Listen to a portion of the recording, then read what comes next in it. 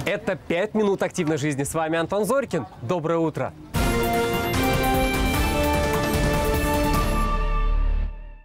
Они преодолевают крутые вершины. Нет, я говорю не об альпинистах, а велосипедистах. Как преодолеть 1500 километров и прийти к финишу первым? Подробности в нашем сюжете. Горы Ингушетии, высота 1500 метров. Низкие облака закрывают видимость. Она практически равна нулю. А ведь впереди еще километры крутой трассы и абсолютное бездорожье. Спортсмены едут не спеша, берегут силы для сложных участков маршрута. В так называемом апхиле, подъеме в гору на велосипеде, главное не скорость, а выносливость. Велосипедисты стартовали все вместе, но финишировали лишь самые стойкие. Финиш в облаках, высота 2000 метров, 14 километров пути позади. Преодолеть сложный подъем без остановки из 35 участников смогли только 10. Первым приехал спортсмен из Ингушетии. Вообще занимаюсь велоспортом шоссе, но сегодня первый раз попробовал апхил.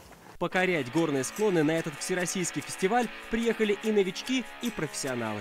Впервые собрались представители не только северно-кавказских регионов, но и регионы Центральной России, Москва, Санкт-Петербург, гости из Краснодарского края. Следующий этап соревнований – даунхилл, спуск с горы. Гонка проходит на уникальной маунтинбайк-трассе. Ее проложили сами велосипедисты за 40 дней.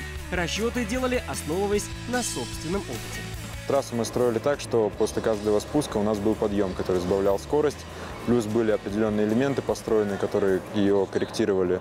Маршрут выстроили так, чтобы спортсмен не набирал слишком большую скорость. Во время спуска можно разогнаться до 120 км в час.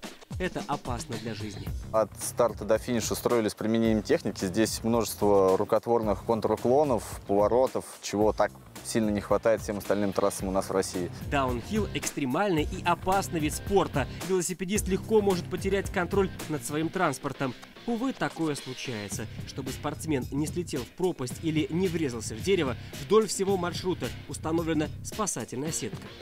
Уже зная, как поедет человек, мы могли прогнозировать, в каком месте он упадет.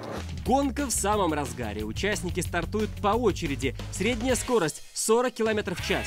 Впереди сложные повороты под углом в 90 градусов, а дальше опасный участок, 2 трамплина подряд. Тут главное не потерять контроль и плавно приземлиться. Трасса не такая простая, как может показаться с первой стороны. Сейчас она очень сильно подсохла и высохла, и появилось много сыпучих мест, на которых начинает нести колеса передние и задние. Справились со всеми заносами и при этом не потеряли скорость, конечно, опытные спортсмены. Победителями стали 3 участника гонки, которые прошли трассу с одинаковым результатом в 2 минуты 20 секунд.